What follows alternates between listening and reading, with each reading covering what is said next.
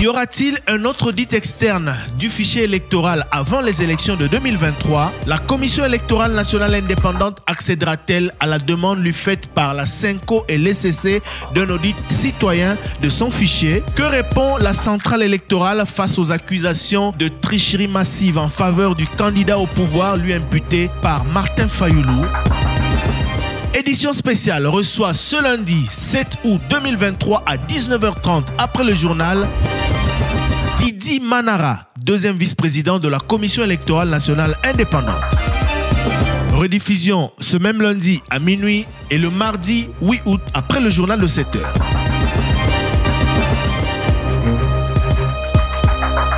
Audit externe du fichier électoral. Nous en parlons encore avec cette nouvelle proposition faite par la Conférence épiscopale nationale du Congo et l'Église du Christ au Congo. Proposition d'audit citoyen du fichier électoral.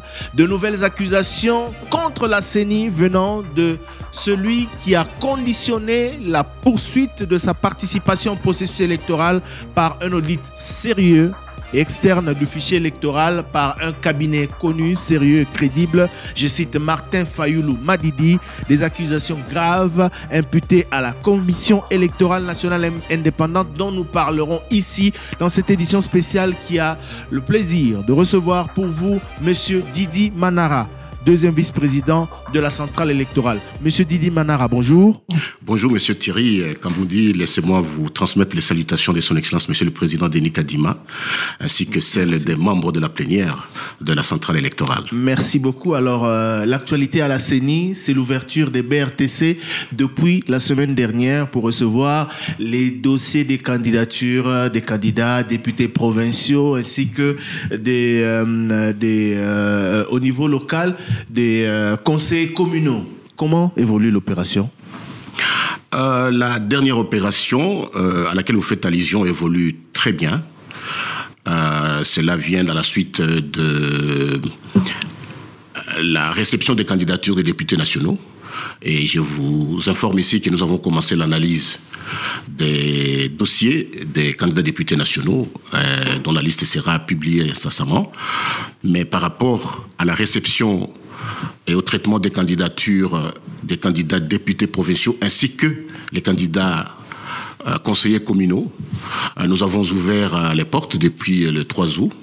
Et le travail évolue normalement et nous pensons qu'à l'heure qu'il est, nous allons recevoir beaucoup de candidatures, d'autant plus qu'au niveau national déjà, contrairement au mandat passé où nous avons reçu 15 000, où la CENI a reçu 15 000 candidats, nous sommes allés au-delà des 25 000, donc avec un accroissement de plus de 10 000 candidats. Donc nous attendons, nous, à un chiffre pratiquement le double de ce qui a été la fois dernière. Ça va aller vite. Le président Kadima avait appelé la semaine dernière à un engouement plus important que ce qu'on avait observé lors du dépôt des candidatures aux législatives nationales.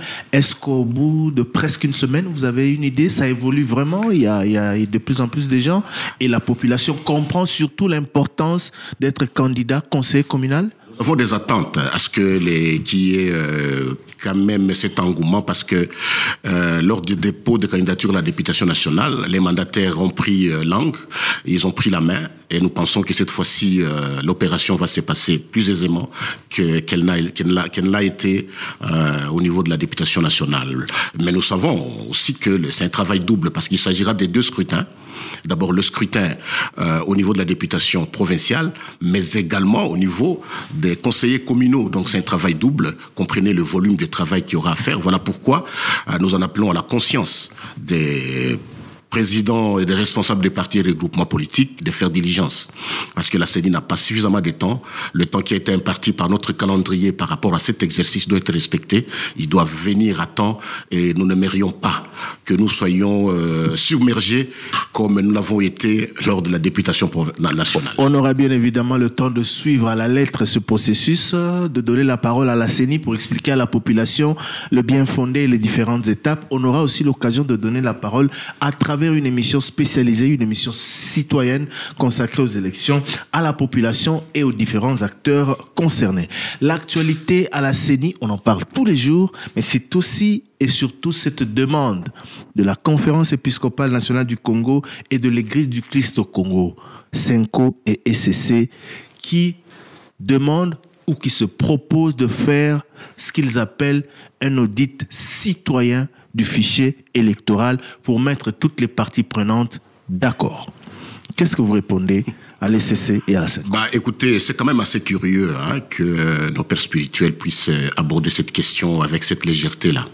Laissez-moi vous rappeler quand même les débuts de la situation, parce que nous devons comprendre dans sa globalité la démarche de l'ECC et de l'Église catholique. Ce n'est pas une démarche isolée, c'est dans un ensemble qui doit être compris clairement par le peuple congolais. Vous savez que nous avons eu, nous, les membres de la CENI, une naissance difficile. C'est, pour nous les médecins, nous disons c'est un accouchement dystocique vraiment au forceps.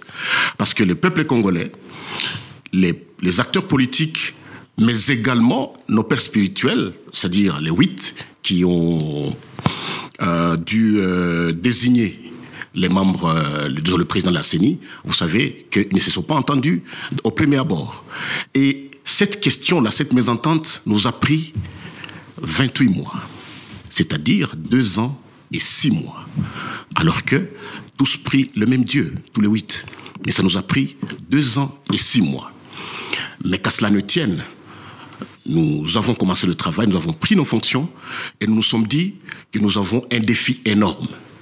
Un défi énorme au regard du temps, d'abord une partie, parce qu'il nous est resté carrément 2 ans, parce que c'était fin 2021, alors que la Constitution, qui est claire à ces faits, nous impose d'organiser les élections en 2023, c'est-à-dire dans le respect du délai. Le peuple congolais, certains politiciens ont pris l'habitude de marcher sur la Constitution comme si c'était un texte banal, comme si c'était un cahier d'un élève de l'école primaire. Ils parlent du glissement comme si c'était un mot n'importe lequel. Alors nous nous sommes dit au niveau de la CENI que nous devons respecter le temps, nous devons respecter le délai constitutionnel et nous devons nous donner pratiquement une certaine ligne de conduite. Laissez-moi vous dire, monsieur Thierry, que nous avons une vision au niveau de la CENI. Nous avons un rêve. Notre rêve, notre vision, c'est de faire de cette OGE, cette organisation de gestion électorale, une organisation au standard mondial.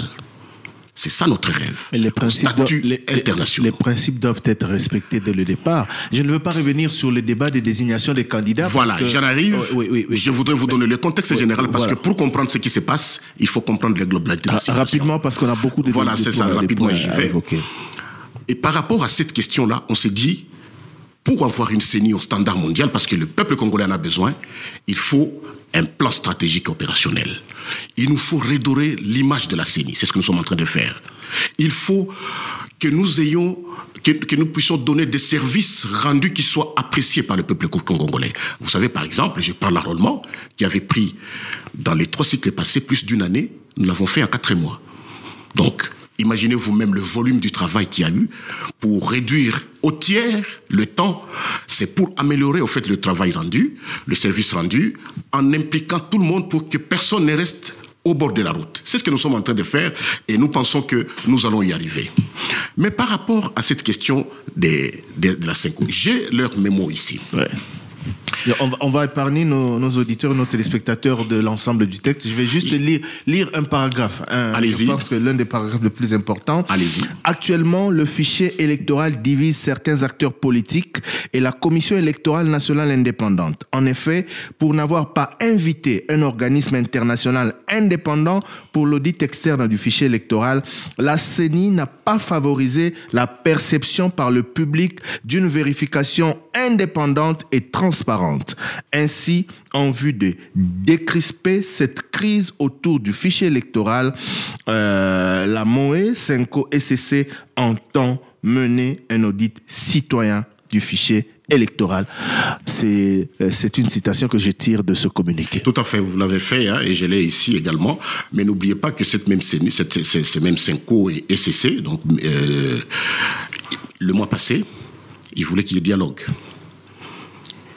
La même organisation voulait que ça soit un audit fait par par les experts extérieurs, internationaux. Oui, mais à défaut, parce que la CENI lui a répondu pour dire que ça sera plus possible. Mais maintenant, il ne parlait pas, d'un audit externe. Il parle maintenant de quelque chose qu'ils ont, quelque chose d'inédit. Audit citoyen. Oui, simple based observation, c'est-à-dire un audit citoyen au travers d'un échantillonnage. Donc ça évolue de leur côté, donc ils ne sont pas tout à fait stables.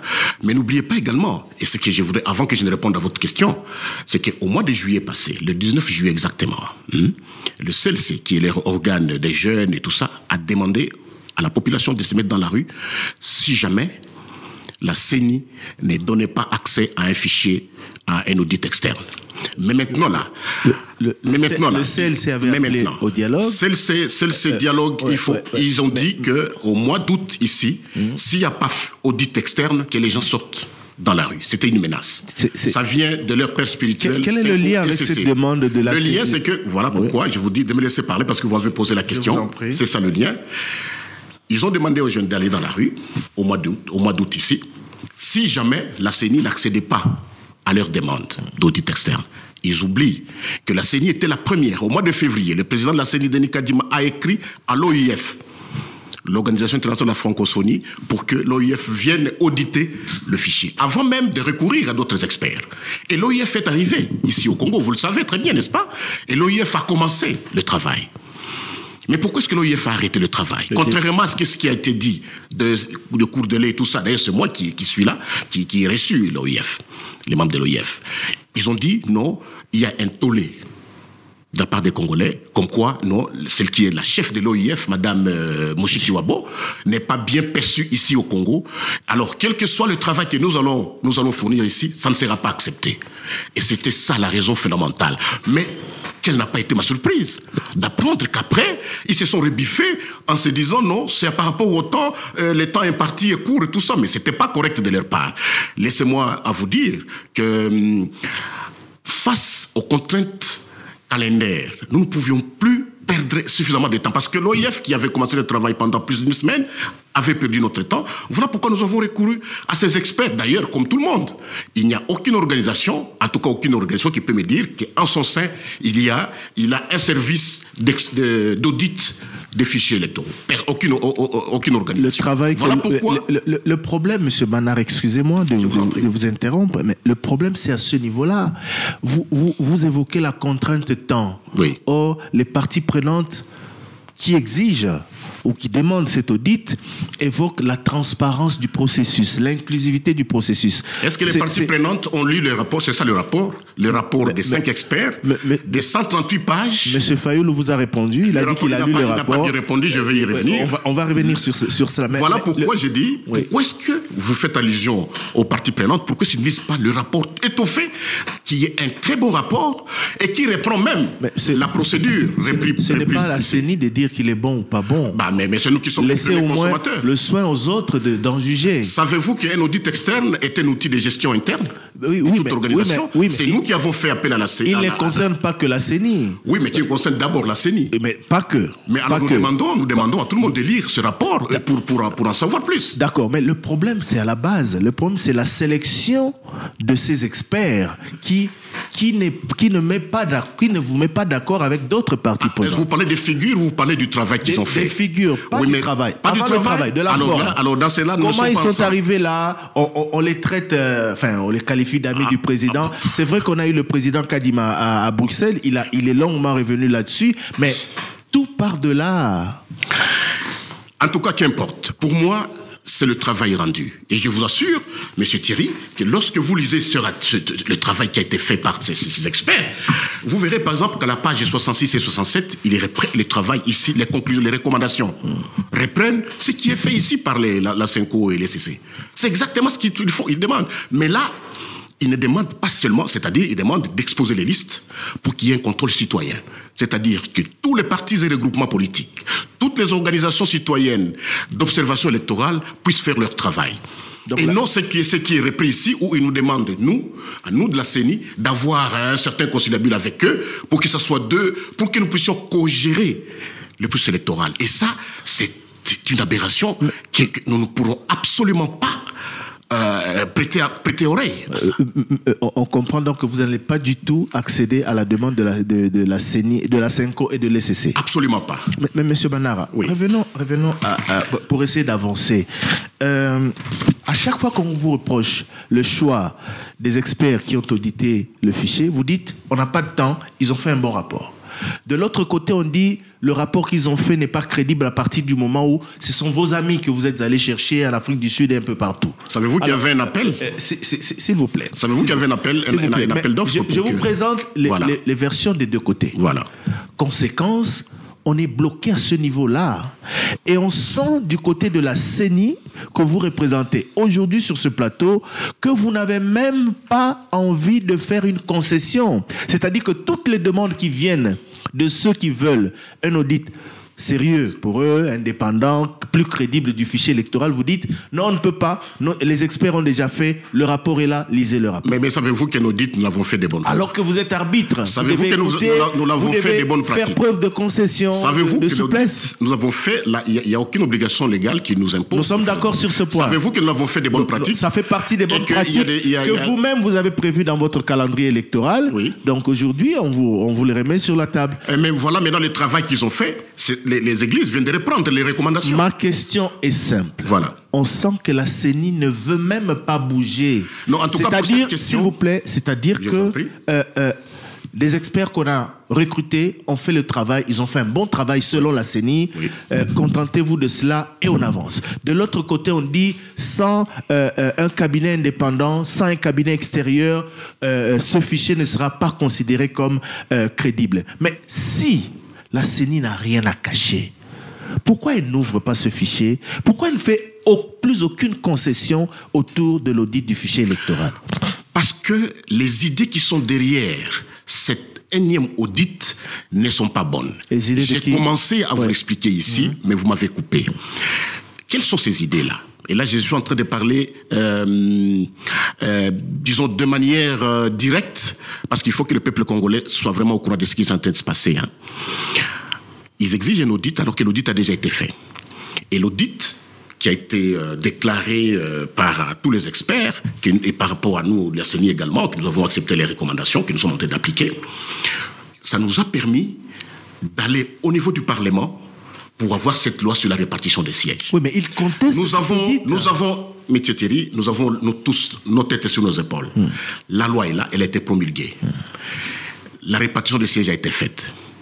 Les candidats ont commencé à déposer leurs dossiers. Nous avons déjà les candidats députés nationaux et nous avons maintenant les candidats députés provinciaux et les candidats conseillers communaux. Comment voulez-vous que nous puissions encore ouvrir la porte à un autre audit qui dirait, par exemple, imaginez-vous, si l'audit dirait non, ce fichier-là n'est pas bon, c'est-à-dire quoi? C'est-à-dire que nous rentrons à la case de départ. La case de départ, c'est-à-dire, on ouvre le dialogue. Les dialogues, ce sont des conciliabules de salon avec la désignation des membres des familles à la tête, c'est-à-dire le glissement, et ce glissement qui ouvre la voie à une illégitimité des institutions en place, et c'est le chaos dans ce pays. Et ce schéma-là est déjà prescrit. Écoutez, lorsque le CLC et la Senco, lorsqu'ils ont dit « allons au dialogue », immédiatement, une partie de l'opposition a dit la même chose, allons au dialogue. Et fort curieusement, le M23 a dit exactement la même chose pendant le même moment, au même moment. Et ça devient comme un triumvirat. Qu'est-ce que vous un triumvirat des gens qui sont pratiquement sous, comment dire, je vais dire, qui sont sous la houlette c'est pas moi, de certains lobbies qui ne veulent pas du développement, qui ne veulent pas de l'évolution de la démocratie dans notre pays. Monsieur Manara, vous êtes sur Top Congo. C'est pratiquement... J'espère que je parle au vice-président de la CENI plutôt qu'à un acteur politique. Donc, vous êtes en train de me dire que la Senco et l'ECC sont des connivences avec le M23 et l'opposition. Raison pour laquelle vous rejetez leur... Non, je n'ai pas dit ça. Je suis en train de parler au conditionné. J'ai dit, c'est curieux qu'au même moment, et vous le savez aussi d'ailleurs, au même moment que la Senco et l'ECC veulent qu'il y ait dialogue, au même moment, une frange de l'opposition dit la même chose. Le M23 relaie. Mais si l'opposition adhère à cette proposition de l'ECC de la CENCO, c'est mauvais? De quelle opposition vous parlez? L'opposition qui était d'accord avec les... Nous avons 910 partis politiques. Si 2 partis ne veulent pas, ont opté comme choix de boycotter les élections, qu'est-ce que la CENI peut faire? Je crains que votre posture puisse être celle de rejet, alors qu'en tant qu'arbitre, vous devez plutôt... Non. Par rapport... L'audit a été fait. Je vous ai parlé ici de l'arrivée de l'OIF, parce qu'ils ont voulu que ça soit une organisation internationale. Elle est arrivée. L'OIF a fait le travail, il s'est rebiffé. Qu'est-ce que nous devions faire? Nous avons le travail a été fait. Maintenant, nous avançons. Et ici, c'est sans embâche. Je veux que la CENI ne va plus ouvrir les portes par rapport à l'audit. L'audit a été fait. Les recommandations sont là. Et fort curieusement, et pour nous, ça nous enchante énormément que les recommandations qui ont été faites par les auditeurs sont reprises par la CENCO. C'est quand même assez curieux. Donc, aujourd'hui, la CENI n'ouvrira... que l'on retienne une fois pour toutes. Absolument. La CENI n'ouvrira plus son fichier électoral. À l'audit. Non, parce que la loi dit ceci. Vous voulez que je vous parle de la loi maintenant? Allez-y. Vous voulez que je vous parle de la loi? Je vous en prie, allez-y. Parce qu'il parle de simple base d'observation, c'est-à-dire l'observation par échantillonnage de la liste électorale, mais la loi a déjà tranché la question. Si vous lisez la loi électorale, vous voulez que je vous lise la loi électorale? Allez-y. À son article... Je l'ai ici, donc. Vous avez la loi électorale? Allez-y. Prenez la loi électorale. Prenez l'article 6 de la loi électorale. L'article 6 dit ceci. Je vais vous lire. Allez-y. La commission, alinéa 2, la commission électorale nationale indépendante publie par centre de vote la liste provisoire des électeurs avec indication des bureaux de vote. Vous voyez? C'est-à-dire, après le travail est en train d'être fait, nous allons afficher par bureau de vote la liste, toutes les listes des électeurs. Toutes les listes, par bureau de vote. Et même si vous prenez... Ça, c'est la liste provisoire. Lorsque nous aurons affiché ces listes provisoires, le contrôle citoyen recommandé par la CENCO va se passer. Et ça ne sera pas seulement la CENCO, ça sera tous les peuples congolais, y compris les partis et regroupements politiques, les organisations. Ils vont voir dans nos centres. Et après, ils vont, s'il y a des problèmes, ils vont revenir à la CENI. Martin Fayulu dit que si le fichier en amont est déjà pollué, ce contrôle ne changera rien. Il dit également, j'emprunte ces mots, il dit également que lorsque vous allez publier les listes, il n'y a que ceux qui viendront voir ne seront concernés que par leur nom. Les fictifs vont demeurer sur les listes. Mais qu'il envoie son parti pour vérifier. Vérifier quoi? Mais les listes. Moi, Thierry, je viendrai vérifier mon nom. Non, mais vous savez-vous que chaque Congolais s'est enrôlé dans son quartier? Oui. Mais alors, si vous voyez le nom de quelqu'un qui n'est pas dans votre quartier... Mais comment je saurais? Parce que je ne connais pas les noms des habitants. Si vous n'êtes pas membre d'un parti politique... de mon quartier. Mais s'ils ont des adhérents des partis politiques, ils n'ont qu'à regarder les listes des adhérents de leur parti et aller et vérifier. Vous convenez quand même que c'est difficile. Un quartier qui compte 30, 40, 50 000 habitants. Moi, je ne connais pas tout le monde. Mais je viens, même si je suis un parti politique, je viens, je vérifie dans un bureau de vote ou dans un centre les listes des électeurs. Je ne saurais pas, parce que je ne sais pas de mémoire tel habite à tel endroit, tel nom est exact, parce qu'il est là, il habite mon quartier. Mais c'est difficile. Justement, c'est le travail que la CENCO veut faire.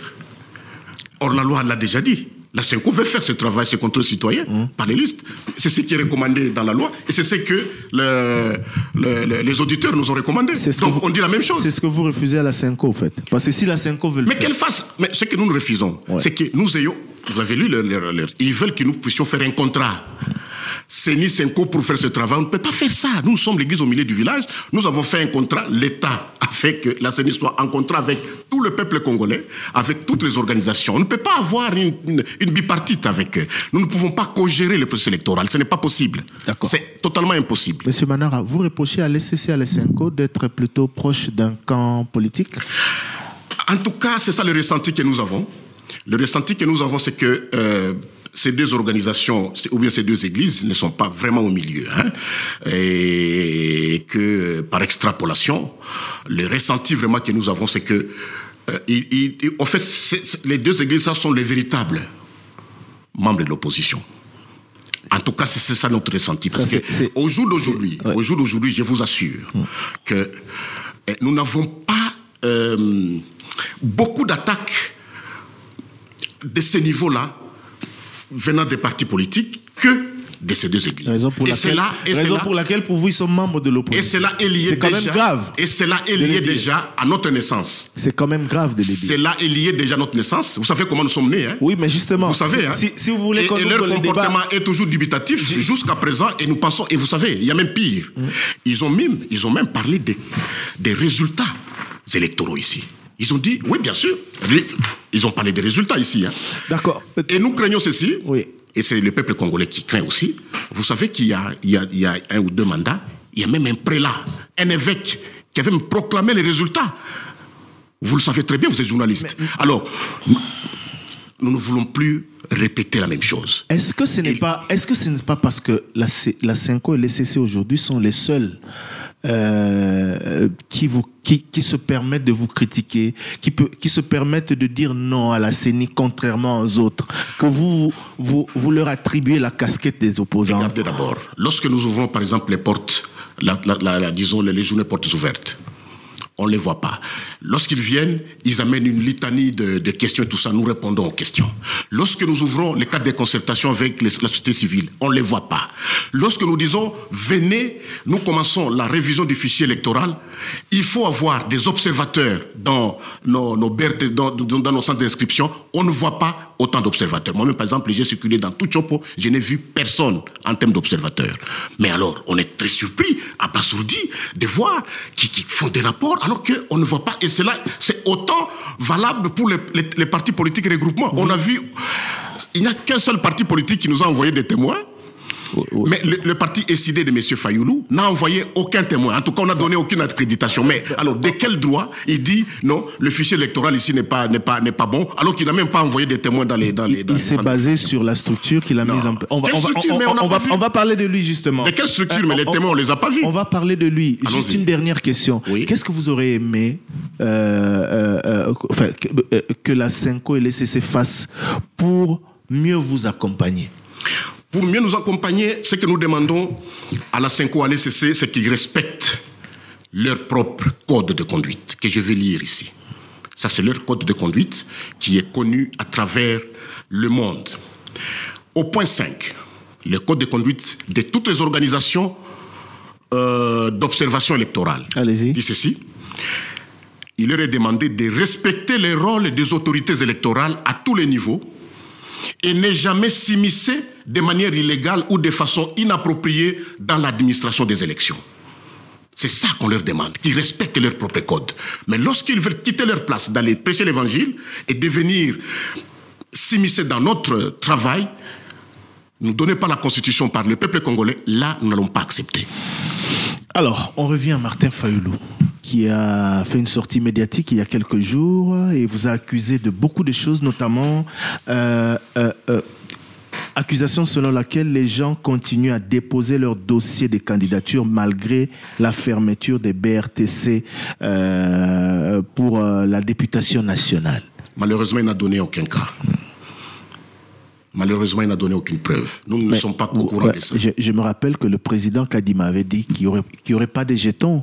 Mais derrière, il y a eu la possibilité pour certains, au-delà du délai de 5 jours, peut-être, de compléter, de retirer, etc. Est-ce que ce délai n'est pas allé au-delà de 5 jours? Est-ce que parlons de Martin Fayoulou ou nous parlons du président de la CENI? On parle de Martin Fayoulou. Lorsqu'on donne des allégations comme celle-là, on donne des preuves.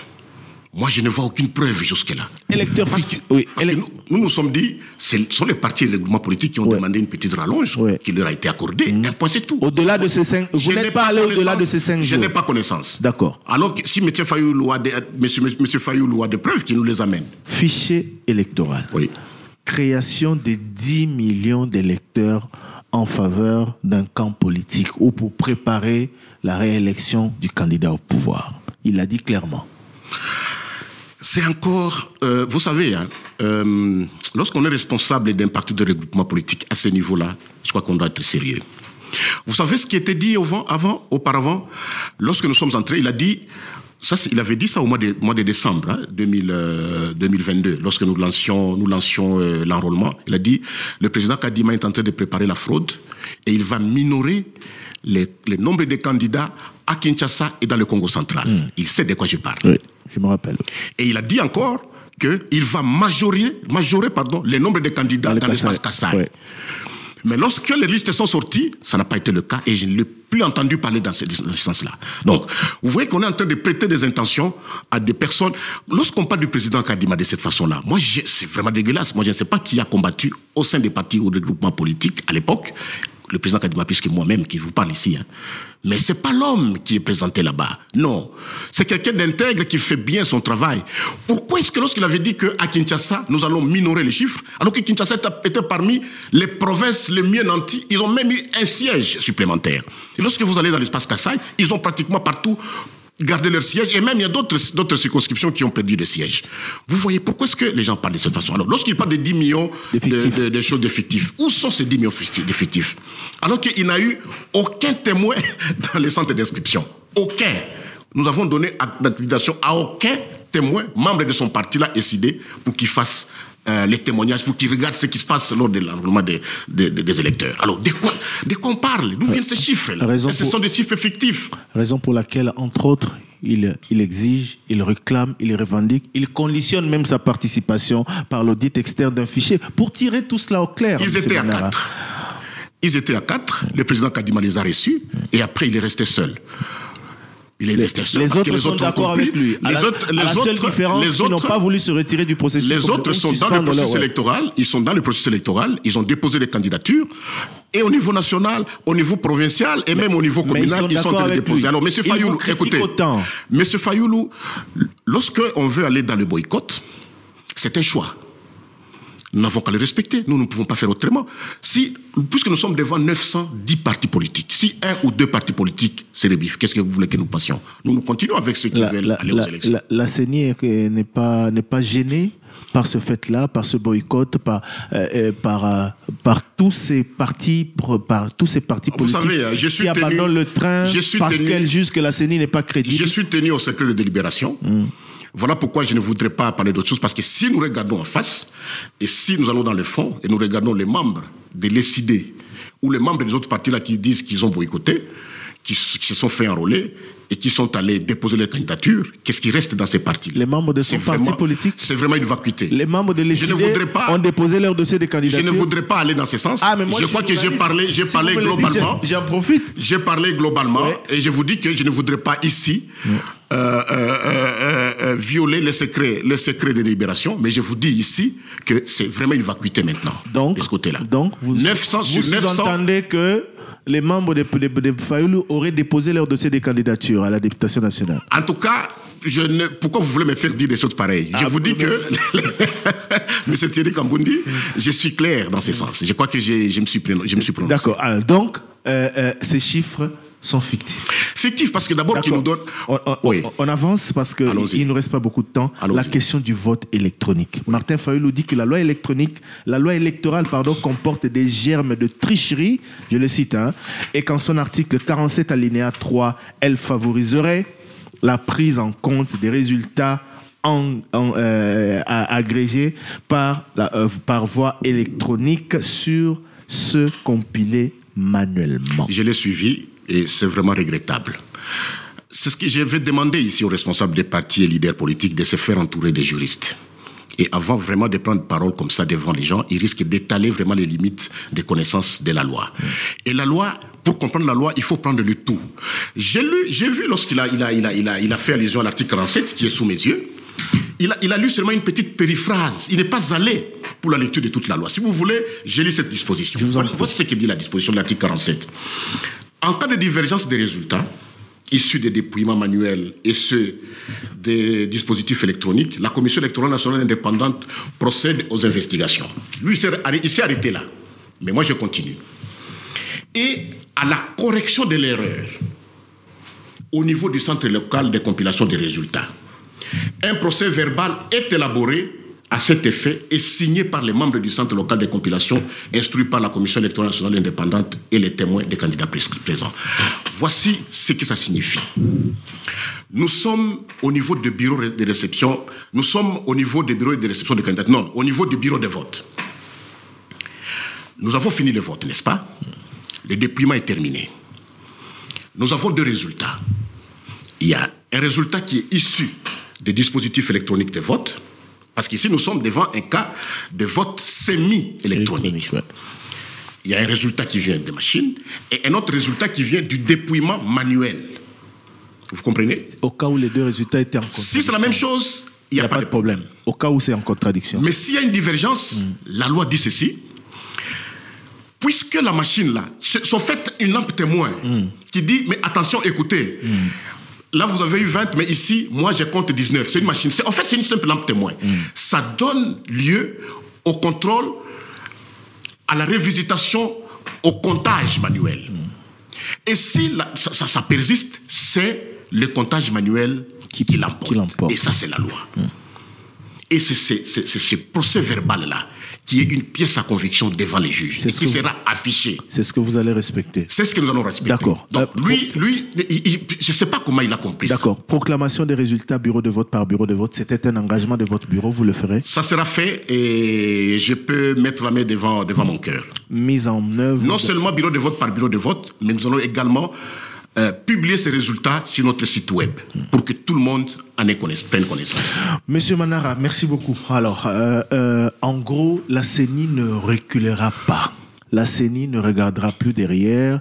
Peu importe ce qui se dira, la loi sur la répartition des sièges a été votée, l'audit du fichier électoral a été réalisé, vous en êtes satisfait et donc, peu importe ce qui se dira, peu importe ce qu'on va vous proposer pour plus de transparence, d'inclusivité, vous n'allez pas écouter, vous allez avancer droit dans vos bottes. L'audit externe, l'audit du fichier électoral a été fait et nous n'allons pas y revenir.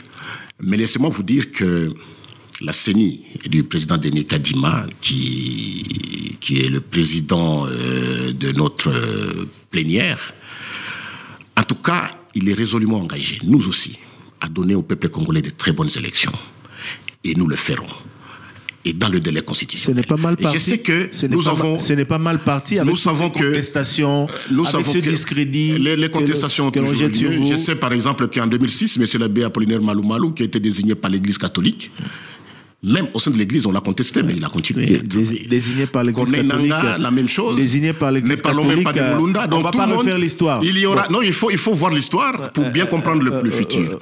Alors, nous avons parlé des contraintes, parce que vous dites que coûte et tout ça. Bien sûr, coûte que coûte, nous voulons vraiment que ces élections aient lieu. Les contraintes financières, il y a encore des petites anicroches en termes de respect du plan de décaissement. Vous êtes à combien mais laissez-moi saluer ici les efforts faits par le gouvernement de la République en la dotation, en tout cas, des moyens qui font que nous soyons à ce niveau aujourd'hui. C'est en train d'être fait et nous pensons que si le gouvernement continue à ce rythme, nous n'aurons pas de problème. La contrainte sécuritaire, les gens disent non, nous n'avons pas organisé l'enrôlement dans trois provinces, dans deux provinces, dont la province du Nord Kivu, la province du Nord Kivu, et c'est pas toute la province du Nord Kivu, c'est Rutshuru et Masisi, également Kwamut. Nous nous attendons. Lorsque le ministère de l'Intérieur nous dira que tout est fait prêt, que la paix est revenue, la CENI va y aller. La CENI va y aller parce que c'est très important. Les gens ne le savent pas. Savez-vous que pendant l'enrôlement ici, il y a eu 33 de nos camarades qui sont décédés. Ouais. Des membres de la CENI qui sont décédés, les pères et les mères des familles qui ont été tués, d'autres égorgés. 33. Alors ne nous amenez pas vraiment à envoyer les pères et les mères des familles dans ces champs, dans les champs de tir, s'il n'y a pas encore de paix. Merci beaucoup, M. Manara. Je vous ai épargné des autres points sur les 7 soulevés par Martin Fayoulou qui ne sont pas du ressort de la CENI. Mais avant de nous quitter, merci. C'est la première fois que vous venez nous voir. Vous-même, vous avez fait l'objet de plusieurs critiques sur les réseaux sociaux dernièrement et même bien avant, toujours en rapport avec le processus électoral. Oui. Votre ancienne famille politique a contesté votre avènement au bureau de la CENI. Oui. Vous ne vous êtes jamais exprimé sur la question. Je me suis abondamment exprimé. Je crois que vous savez que j'étais président du groupe parlementaire PPRD. Oui. Et j'étais le chef pratiquement. Qui a boycotté les processus. Attendez. Mais vous, président du groupe parlementaire, vous êtes retrouvé au bureau. Et j'étais le chef pratiquement du regroupement de l'opposition au niveau de l'Assemblée nationale. C'est moi qui représentais l'opposition à l'Assemblée nationale. La loi électorale dont nous faisons allusion ici, c'est moi qui ai signé les compromis qu'il y a eu entre l'opposition et la majorité. Donc j'étais vraiment pratiquement la personne. Il faut faire la distinction entre deux choses. Hein. Il y a la nation et il y a les leaders. Lorsque les leaders commencent à s'écarter de la vision globale, de la marche du pays, de la nation, il y a lieu de se poser des questions. Et lors d'une de nos réunions du bureau politique, j'avais posé cette question. Moi, j'ai dit, le pays avance, la démocratie avance. Nous-mêmes, au niveau du FCC, nous avons consacré 3 cycles électoraux. Comment voulez-vous que nous puissions faire le blocage ? Nous devons aller dans la marche du pays à organiser ces élections. Et voilà pourquoi nous sommes allés à la CENI. En tout cas, c'est pour sauver la nation, c'est pour sauver ces processus. Seul, alors que vous devriez être recommandé par le parti. Je n'étais pas seul, nous étions nombreux. Qui a signé votre désignation? Écoutez, tu sais ce que la loi dit par rapport à la représentation? Allez-y. La loi parle de l'opposition parlementaire. Et moi, j'étais de l'opposition parlementaire. Qui a signé votre désignation comme délégué de l'opposition? Nous étions un consortium d'une centaine de députés. Parce que consortium. Votre parti l'a toujours contesté. Je crois que ça, c'est une page tournée. Dans 134 jours, nous allons organiser le scrutin. C'est là la base du problème. Le FCC n'est pas partie prenante dans 134 du fait de votre présence au bureau de la CENI, notamment. Non, c'est pas vrai. Mais si, c'est pas vrai. Il n'y a pas que parce que votre parti, le PPRD... Je suis si important. Je suis si important jusqu'à ce que tout un regroupement politique ne puisse pas se présenter aux élections. Puisque les conséquences, nous les vivons jusqu'au jour. Il parlait de la loi électorale, de la révision de la loi électorale, il parle de la révision de la Cour constitutionnelle. Alors si moi je suis si important, alors gloire à Dieu. Alors, merci beaucoup M. Manara. L'autre polémique, on va pas rester dessus. Oui. Vous êtes député national, vous étiez élu jusqu'à votre désignation à la CENI, député national élu de la province du Maniema, n'est-ce pas? Bien sûr. Sur les listes qui sont sorties, dans la même circonscription que vous, on présente une personne comme étant votre épouse. L'honorable Marie Manara. Oui. Oui, bien sûr, c'est mon épouse, qui est députée en fonction aujourd'hui. Oui. Quel est le problème? Qui était votre suppléante? Qui était ma suppléante, oui. Il y a un problème là? Il n'y a pas de conflit d'intérêt. Vous avez vu l'un des rapports dire que voilà, certains membres de la CENI... vous voulez que je vous lise la Constitution par rapport à ça? On sait que la Constitution ne les leur interdit pas. Non, vous voulez que je vous lise la Constitution? Non, attention. Mais vous, ça ne vous dérange pas? Lorsque nous commençons à supputer des choses au-delà ou en dehors des textes, alors là, nous sommes partis pour le malheur. La Constitution dit ceci à son article 12. Tous les Congolais sont égaux devant la loi et ont droit à une égale protection des lois. Et là, si vous lisez l'article 13, et c'est là qui bouche... aucun Congolais ne peut, en matière d'éducation et d'accès aux fonctions publiques, ni en aucune autre matière, faire l'objet d'une mesure discriminatoire, qu'elle résulte de la loi ou d'un acte de l'exécutif, en raison de sa religion, de son origine familiale, de sa condition sociale, de sa résidence, de ses opinions ou de ses convictions politiques, de son appartenance à une race, à une ethnie ou à une tribu ou à une culture ou linguistique. Ça a bouclé tout. C'est ce que prévoit la loi. Ça a bouclé tout. Et la loi... Je suis d'accord avec vous. Voilà. La loi ne leur interdit pas. Mais pour raison d'éthique, vous, ça ne vous gêne pas? Mais de quelle éthique vous voulez... Ça ne vous gêne pas? Qui suis-je lorsque, par exemple, madame, là, parce que vous parlez de mon épouse, elle est en fonction, elle travaille maintenant là. Elle est députée maintenant en fonction. De quel droit vous allez dire non, vous ne devez plus rentrer là-bas? Vous serez objectif. Et où est-ce que vous mettez les droits des biens acquis, des acquis? Vous serez objectif en jugeant. Le président Kadima a déjà décidé. Vous, comme tous les autres membres du bureau, comme tous les autres membres. Vous n'êtes pas le seul dans ce cas. Le président a dit ceci. Pour ne pas biaiser le vote, lorsqu'il s'agira d'un cas, par exemple, flagrant des membres de famille, le membre du bureau ou le membre de la plénière ne va pas siéger lors de la délibération sur ces cas. Donc, pour être vraiment objectif et pour être pour ne pas enfreindre à toutes les dispositions. Ça, c'est une révélation que vous nous faites. Donc, lorsqu'il s'agira de délibérer le cas de Madame Manara, M. Manara ne va pas prendre parole. Je ne vais pas prendre parole, je ne serai même pas dans la salle. Merci beaucoup, M. Manara. Nous espérons vous retrouver très bientôt. Salutations à tous vos auditeurs, des millions d'auditeurs. Merci beaucoup et félicitations pour votre radio qui a vraiment innové beaucoup de choses en termes de communication dans ce pays. Merci à vous tous de nous avoir l'avoir suivi. Fin de l'édition spéciale de ce jour et très bonne suite des programmes sur Top Congo FM et sur toutes nos plateformes en ligne.